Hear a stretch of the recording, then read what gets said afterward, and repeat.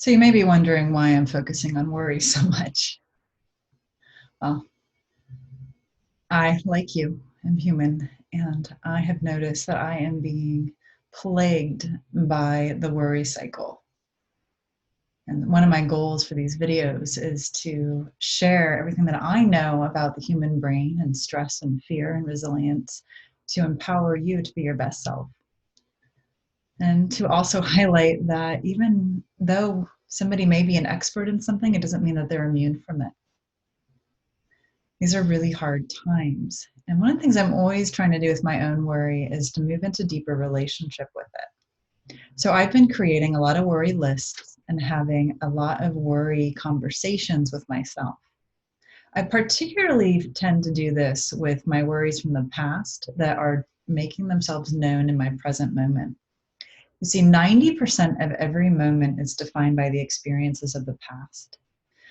Our brain has these things called schemas, and think of that as a framework or a structural way that the brain is making sense of the world that we're living in. And the brain will utilize experiences from the past to define what's happening in the present moment. Otherwise, our system would be so flooded with all the incoming data if we were having to process all data in real time.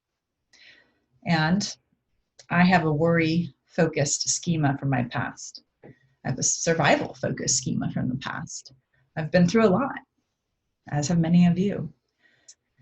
And so when my worries from the past start making themselves known in this present moment, one of my primary goals is to move into relationship with those worries, to really honor my amygdala and say, hey, Amy, what's going on? So I'd like to introduce you to one of my favorite exercises for doing this.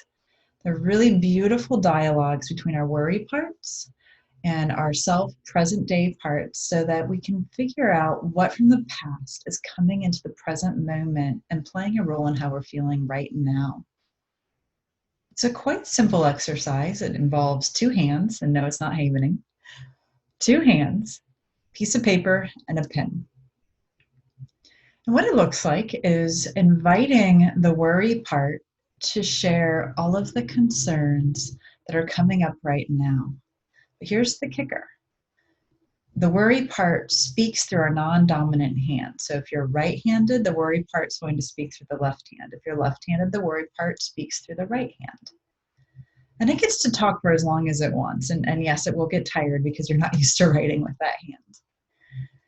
And then your self part that's communicating through your dominant hand is going to show up and be just full of curiosity and interest for what the worry part is sharing. You're going to ask questions in a loving, kind, considerate way. Why are you feeling that way? What's going on for you? How can I help you? And then invite the worry part to respond again with your non-dominant hand and share its concerns and its woes. One of my favorite questions from my present day part is to ask my past worry part, when did you start feeling this way?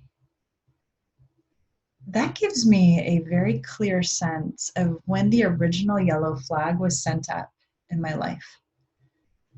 And because I have one brain and I've largely been present for most of my life, I can start reflecting on what did that worry part need back then that it didn't get? And therefore, what is it needing from me now in this present moment? So often our young selves are not taught the skills and the tools that they need to be successful in our present day lives.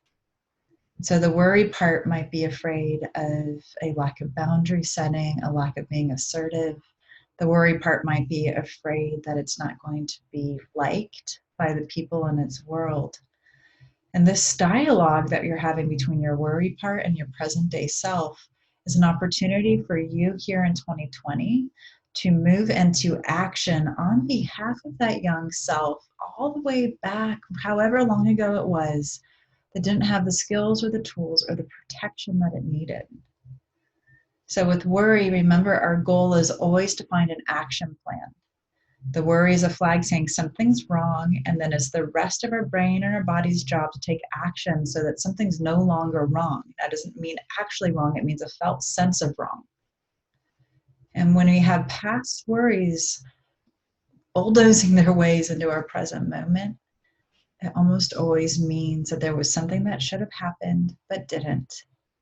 And this conversation between the past and the present is your opportunity to identify what does that past part need, and how can you, as the person here in the present, do what should have been done to begin with? How can you help that part out? So I'd love to hear how this exercise goes. It can be quite moving. Do be prepared to perhaps give yourself a little love as you do the work.